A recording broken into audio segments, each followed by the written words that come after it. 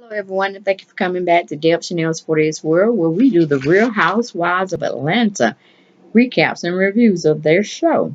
We're going to be talking about the one that aired on this past Sunday, season 9, episode 13. Title is If These Woods Could. Okay, I don't know really what that storyline was about, but we're going to go right on into it. We have the women has finally made it to the campground. They were like, "Oh, thank you. Oh, we made it. Finally got it going on. Let's get our glamping on." Okay, then we have Sheree is trying to start some shit. Of course, some drama. She's telling Marlo someone is gay amongst the crew. And Marlo says, "Is it Candy?" Sheree wants to bond, but not this kind of bonding. Like, come on now, Sheree, what the hell is going on? You just dropping tea where I don't need to be, and it's just too much. It's showing that you really don't have a storyline, and the only way you're gonna stay here is for them to use you as a shit starter. And I'm like, I'm ready for you to go because you don't have nothing for me either. Then we have the women have to go, glamping, and they ain't really excited about it, you know. And they're like, why we can't stay in our hotel, our little campsite that's indoor? And of course, Phaedra had to explain to him that, hey, that's not what we came here for. We came to rough it for one night at least, and the rest will be pampered if y'all must have that. So pretty much that's okay. We can't rest in our hotel rooms, but we'll stay out here just for this one night. And the rest of the night's gonna be in that little hotel or motel, whatever they got rooms for us and cabins or whatever. So they all agreed to go and get ready for that camping adventure for one night. Then we have Jason shows up and he tries to show the women how to pinch their 10. Of course, one is already up. That's probably his because he's going to stay out there with them, during that night, I'm guessing. So everybody's trying to research and see how you put a tent together, this and the third. And, we go around where it's 2 hours later. All the women have their tents erected upward. Everybody's good to go. And then we have Jason. Pretty much, I felt Jason put them together. They just, didn't show that part. Them women couldn't do it. They just couldn't do it. Then we have all the women sitting around the campfire, talking to each other, trying to be on an even keel with one another. But Marlo and Sheree ain't finished. Not when Marlo and Kenya ain't finished cutting up. So then Marlo tells Kenya her eyelashes are just too large for her face, and that she's just tired of looking at them because they're a hot mess. Then, of course, Kenya throws something back, and then Marlo goes in for the juggler and say, "Well, see, that's why your mama don't want you." I'm saying, what are we talking about all these mama jokes? Why we always have to say your mama? Even on Married to Medicine, they were talking about, uh, you know, fuck you, and this, that, and the third, and your mama, or your breast thing. I mean, Dr. Helen just got too much going on, but she had me laughing. And so I had to laugh when Marlo made that comment to Kenya. But, that's the only way she could hurt her in some form or fashion and embarrass her all in one. So she brought up her mama not liking her or wanting her. And she's a sad excuse for a human being. So then we leave that situation. We go to Phaedra. Phaedra's trying to be the peacemaker between both women. And she goes on to tell them tomorrow we will have a team building, I guess, practice around or whatnot. And Phaedra said, the next morning everyone was there except for Marlo when they wake up. And I'm like, Sheree said Marlo took her little black behind down that road. She didn't care if somebody came and accosted her or whatnot. She wasn't finna sleep at no campground, this, that, and the third on no dirt. So she pretty much faked the funk, but when all the women were asleep, she moseyed her behind right on down that road and got in her little motel or hotel where they were staying in. So that's how they find out the next morning when Sheree drops down on Marlo. Then we go to a short scene where I'm thinking it was Sheree was doing the exercising on those steps. Then we have Kenya naturally out walking her dog. And of course, all these things are going around 10 o'clock and stuff. So then once they do all that, all the women join together and have breakfast. So then we go into Candy is shading Phaedra about her not getting a divorce because you know they bring up the somebody brought it up at the table. I want to say it was Cynthia. It could have been Sheree asking Phaedra about how what's going on with her divorce settlement or divorce from getting divorced from Apollo.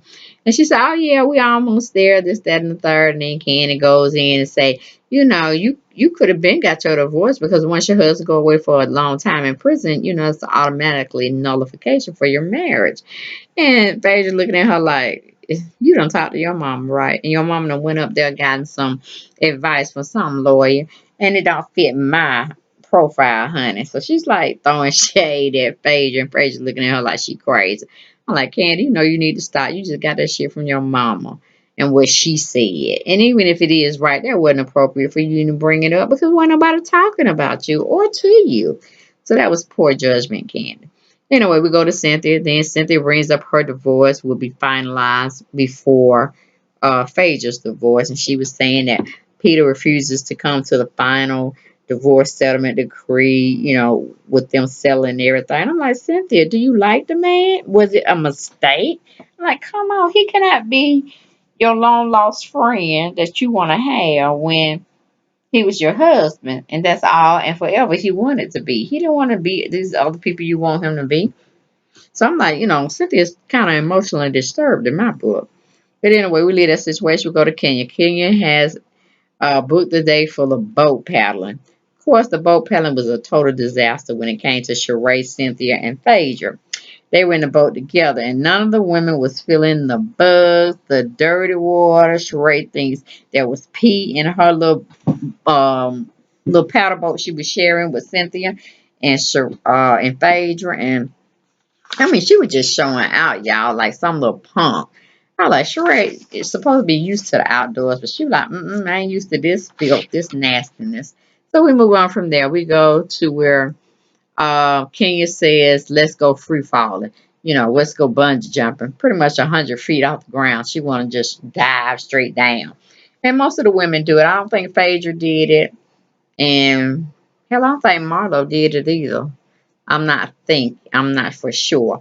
But I know Portia finally did it and she came down crying and they had to go look at her and see what she doing. Then you got Cynthia ass sitting there taking a photo of her from her camera phone. I'm like, Cynthia, please sit your ass down. Can't you see the girl was overwhelmed? She was emotionally disturbed. She was crying, but she was glad she did it. She faced her fear and it just is what it is. But anyway, we go to commercial, we come back, we have everyone has come out for dinner. And Marlo and Sheree are the last ones to show up for dinner. And of course, you know, Sheree and Marlo had made, you know, a little talking about, you know, people just being fraudulent. You know, they saying this, that, and the third around people backs. But then when you ask them about it or you question them, oh, they ain't got nothing to say. You see, I just want these women to come out and be truthful with one another so we can have some real lasting friendships and stuff. But of course, you know, Sheree tells Marlo she don't know how to bring it up, but she needs to bring it up. So anyway, when they get to the table, Kenya goes on to apologize to Marlo for all the horrible things she said, and Marlo goes on to understand where she was coming from, and she goes on and apologize to Kenya for him below the belt with the mama joke and you know her rudeness and stuff. Then Marlo is starting a drum. I'm like, damn, what's going on with you and Sheree? Is it touch, tag you in, you get it, and tag you out? I finish it up. But that was a hot mess, honey. Sheree and Marlo.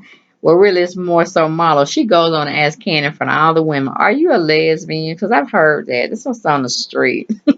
I was like, "Oh my gosh!" And then Sheree looking at Marlo like, "What? I'm not. I was supposed to break that tea, not you." And it's just is with it. I'm like, Marlo, you still ain't gonna get a seat or a couch or a peach, so you need to just sit all the way back. But you know, of course, Paige just looking stupid. She's drinking down that wine or whatever she's drinking, like one after the other, one after the other. Like she's some thirsty person that been out in some hot heat running a marathon. But anyway, it just is what it is. We go to where Sheree addresses Portia. Saying when you started it, you were saying something about she finally coming out the closet and this, that, and the third. And you know, Portia's just sitting there looking like, what? You know, confused, don't know really what to say, but she don't like being in the hot seat. And then she tries to turn it back on Sheree. And just the third, it is just funny because she was like, who did it? I want to know. And then, Sheree just bumps up and said, but Portia, you the one really started it. Man, really, Phaedra had said her little thing that Candy was fucking Shamika. She had made all the reference and stuff, but, did nobody bring that up? And of course, this was when um Phaedra was just letting her friend go solo down there and all of them jumping on her. No, she got a nerve problem. That's why she going. Or she got anger management problems. She ain't even trying to help the girl out. So she pretty much stay out of it. And I'm hoping that Portia Bell caught that little slide she did on her. But she did because as they go back into the storyline, she's over there talking with Phaedra about what Sheree had brought in and dished the dirt, and Marlo had took it over and dishing the dirt, trying to make them look stupid. But Candy goes on and confessed that, hey, I done snacked on some pussy before. Yes, y'all know that I have done that before. I'm like, well, you just want to outwit it like that. You know what I'm saying? But thank you for letting us know that you have or you're bisexual when it comes to it. And she goes on to say, but I ain't the only one. And she was like letting Portia know, yeah, I know some stuff on you too. But I'm like, Candy, just go on and let it out. Go on and let it have. Because, honey, they finna try to come in and replace you. And it wouldn't be a bad thing. It really would. Because I'm tired of seeing you. And you're not really standing up for yourself. You're always saying, oh, I can get somebody toe. I can get somebody straight. Oh, I can drop me some bombs. Like, damn, that's what we've been wanting for you from the last 3 or 4 episodes. Drop the tea. Go on and spill the beans because they sure letting ham on your ass. But anyway, like I said, you must be hiding some juicy tea, or they ain't unleashed what they really know on you, because you ain't giving up nothing. I've been singing to the wind of everything I knew on these women if they dogged me like they've been dogging you, Candy.